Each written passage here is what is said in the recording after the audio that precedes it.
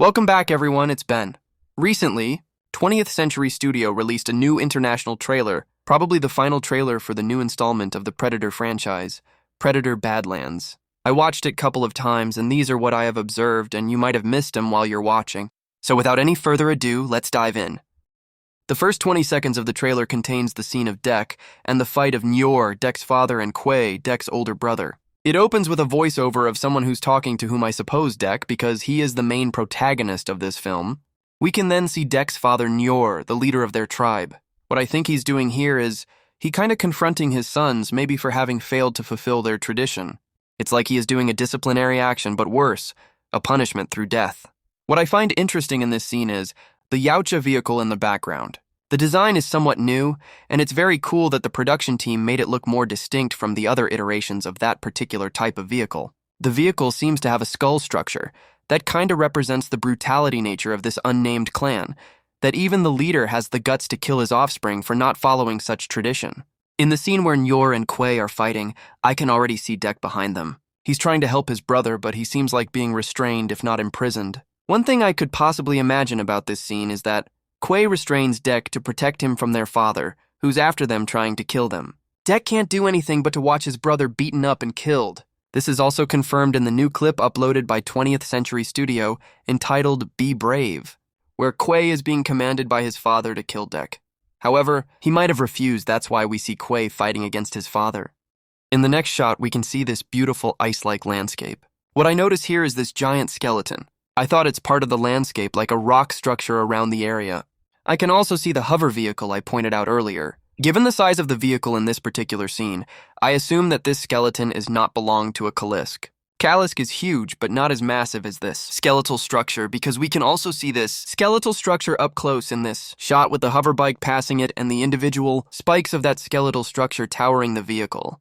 I wonder what creature is this and how it ended up killed. It kind of reminds me of the giant skeleton from Godzilla x Kong, The New Empire, where Kong and Zuko crossing between two cracks using the giant skeleton, and everyone wonders who brutally killed it.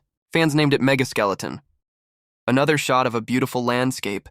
This probably one of the places in Planet Genna. What I observed here is this moving object. It looks like a giant worm blending that rock structure. I suppose Kalisk isn't the only massive and deadly creature on the planet. Maybe Kalisk is one of many. Now we have a full view of that elephant-like rhino creature, and it really is like a combination of both. It seems like those big, chunky, moving parts of its head are actually ears that closes when it senses danger and turns into like a rhinoceros, and it has a mouth that resembles that of an elephant trunk. And in the later shot, we see this creature sliced in half by Dek with Thea on his back. Another creature shown is this tentacled ball creature. It kind of resembles the Teocellus, but more like an evolved form. However, the mouth is something similar to trilobite that consists of numerous teeth inside. Then we have this living vine, a plant creature we saw from the earlier trailers. It's so much aggressive it has multiple mouths that suddenly appear from nowhere. What I like about Njohrr's design is his biomask. It's distinct and unique, something truly adhere to the concept of them being the unnamed and unexplored Yautja clan. Njohrr's overall appearance is majestic, especially that they made his dreadlocks white, making him appear as a combination of a prime and elder, suggesting that he has a lot of hunting and fighting experience. Moreover, if we look closely, his mask has this 3 protruding pairs of finger-looking decoratives. Dek only has 5 weapons on him. These are likely the only ones he managed to gather during his escape. He carries the Yautja backpack, some explosives, a bow, a spear, and a sword that we see in a later shot.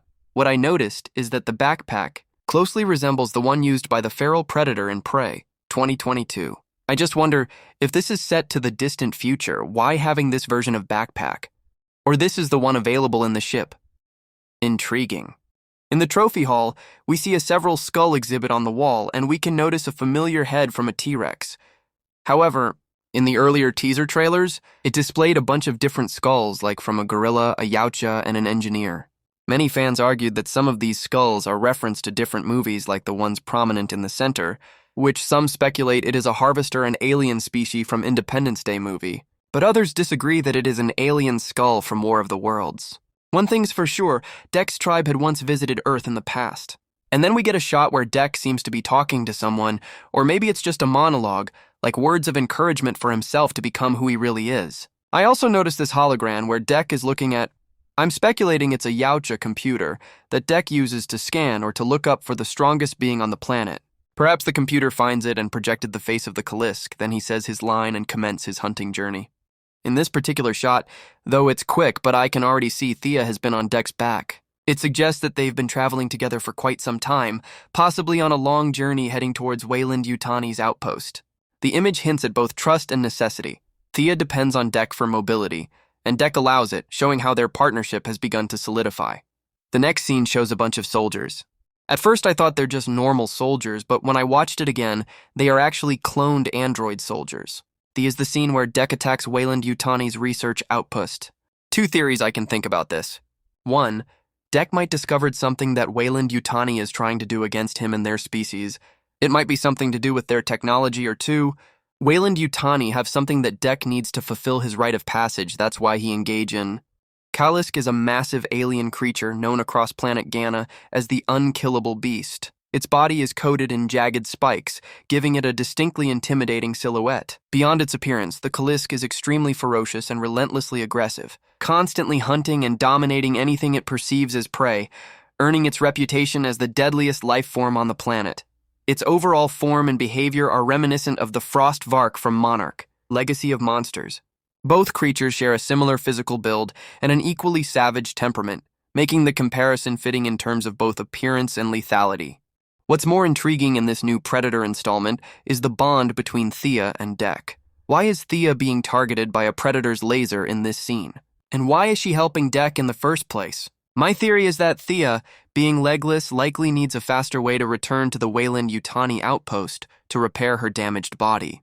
When she encounters Dek, she shares what she knows about the planet and the Yautja, knowledge she may have gained after years of scouting the area. In exchange, Dek helps her move quickly across the terrain. At first, it may seem like she's simply using him for navigation.